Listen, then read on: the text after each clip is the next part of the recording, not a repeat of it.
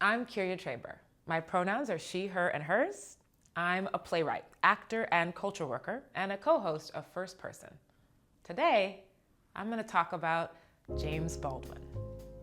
The writer and social critic James Baldwin is known today as one of the most influential Americans of the 20th century. He was awarded for his writing nationally and internationally during his lifetime and received many more honors after his death. He was even featured on his own stamp by the United States Postal Service in 2005. So how did James, a kid from Harlem, known to his friends as Jimmy, become the James Baldwin? You've got to somehow begin, he said in a conversation with writer Nikki Giovanni in 1971. And try to become yourself.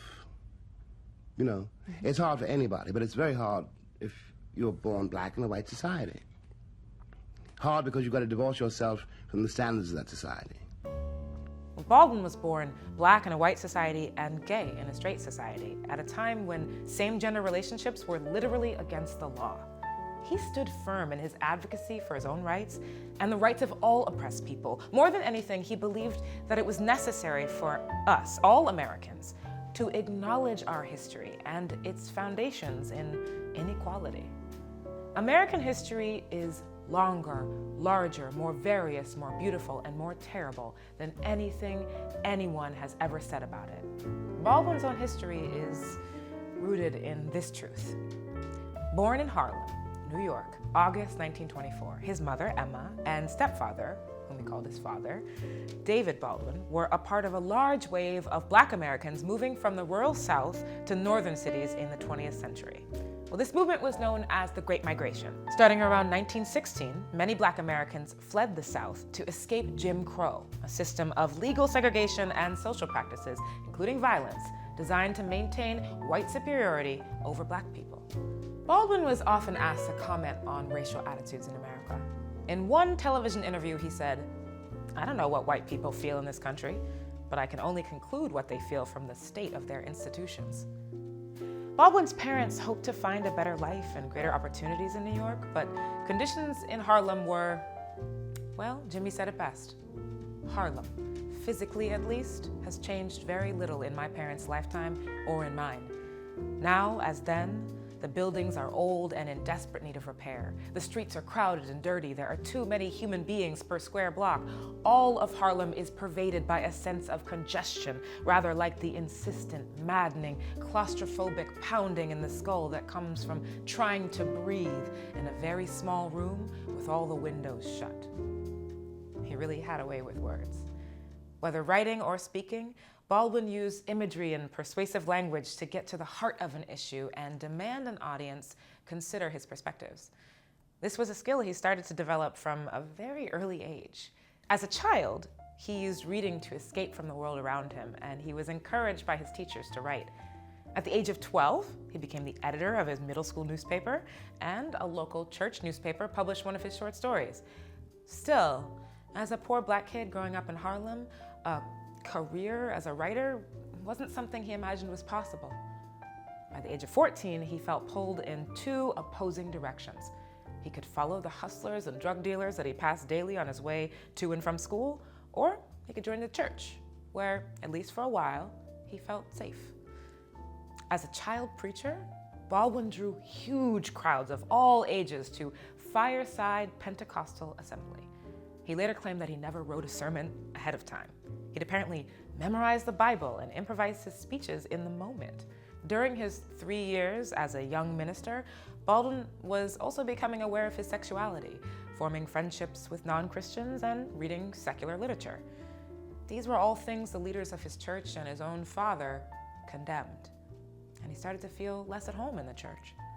By 17, writing had taken over his life, and he was editor of his high school magazine now and wrote plays and poems and essays that won him awards in school and city competitions. He stopped preaching entirely, and his father confronted him. He asked me abruptly, "You'd rather write than preach, wouldn't you?"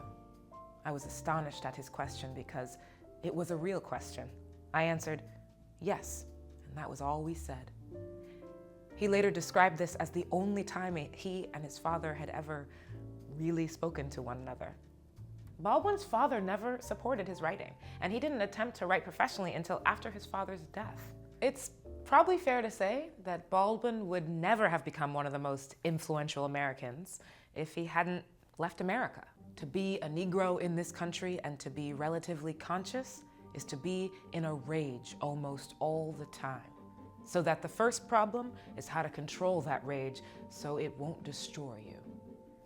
This was the America of the 1940s that Baldwin was living in. Jim Crow was the law of the South, and the practices existed in the North as well.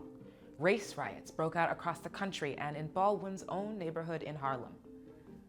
Along each of these avenues, and along each major side street, 116th, 125th, 135th, and so on, bars, stores, pawn shops, restaurants, even little luncheonettes had been smashed open, entered, and looted. Baldwin was afraid that he would be overtaken by the same destructive rage he saw all around him, and in 1948, he moved to France. Though he arrived with only $40 in his pocket, he quickly established himself and found a community. His fellow expats, American citizens, mostly artists, who had intentionally left the US in search of greater freedoms. He was close with painter Buford Delaney, composer Howard Swanson, dancer Bernard Hassel, writer Ernest Charles Nemo, and the poet Maya Angelou, whom he'd met in Paris while she was performing in the Broadway tour of the play Porgy and Bess. These young artists were known to spend hours at cafes and bars along the Boulevard Saint-Germain discussing literature and politics, and sometimes just dancing into the morning. Outside of the US, Baldwin felt free from the rigid standards American racism imposed on Black people. He was able to explore many parts of his identity, being male and gay, being a writer, a son, an uncle, Black and American. He was all these things, separately and at once, and his writing started to reflect these intersections and complexities. I had decided to allow no room in the universe for something which shamed and frightened me. I succeeded very well by not looking at the universe, by not looking at myself, by remaining, in effect, in constant motion. This passage from Giovanni's Room is an example of one of the many award-winning works he wrote while in France. He later said that his time abroad helped him better understand his calling as a writer. When you're writing, you're trying to find out something which you don't know. The whole language of writing for me is finding out what you don't want to know, what you don't want to find out, but something forces you anyway. Along with his fiction, he continued to write essays about race and identity in America, and he never stopped pushing for his country to face its challenges directly. I love America more than any other country in the world, and exactly for this reason, I insist on the right to criticize her perpetually. It was this love of his country and the desire to see it change that ultimately brought him home. In 1957, he saw on the front page of a newspaper in Paris a photograph of a 15-year-old Dorothy Counts, the first Black student to integrate a white school in Charlotte, North Carolina. Integration was still widely unpopular across the country, and a mob formed around her and spat on her as she was making her way to school. In her face, he saw unutterable pride, tension, and anguish, and he felt ashamed that he was observing this image from another country, while she, a child, had to face this abuse alone.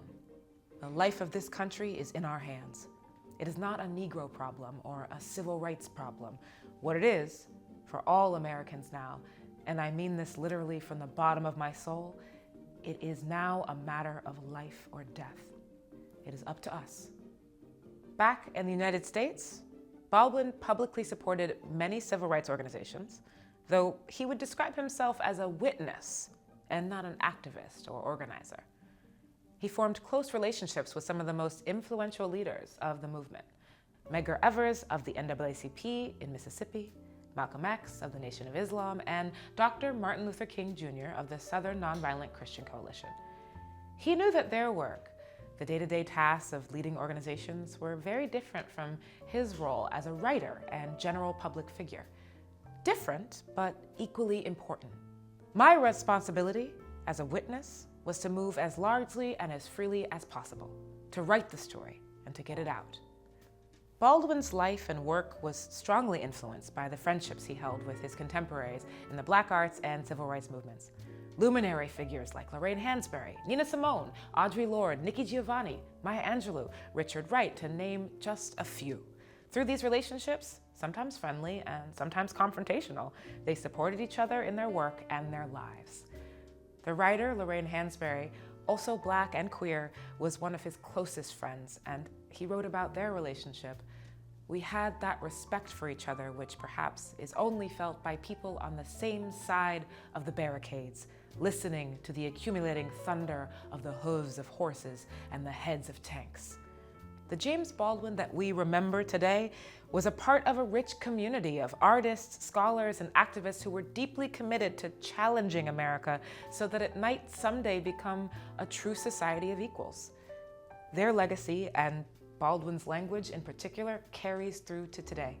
The former president, Barack Obama, often quotes Baldwin in his speeches, including his 2015 speech on the anniversary of Bloody Sunday in Selma, in which, like Baldwin, he called for all Americans to acknowledge the influence of our history.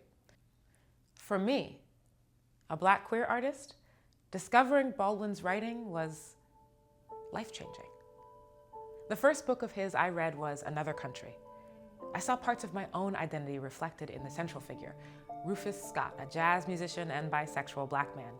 And the poetic imagery Baldwin used to describe him and his world literally brought tears to my eyes. But I remember feeling upset that the character was so flawed. Now I realize that was the gift Baldwin was giving me. Baldwin wrote to make sense of his place in America, an America that was and is complicated, full of conflict and intersecting identities.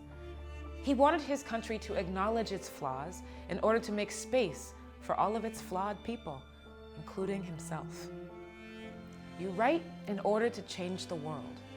If you alter, even by a millimeter, the way people look at reality, then you can change it.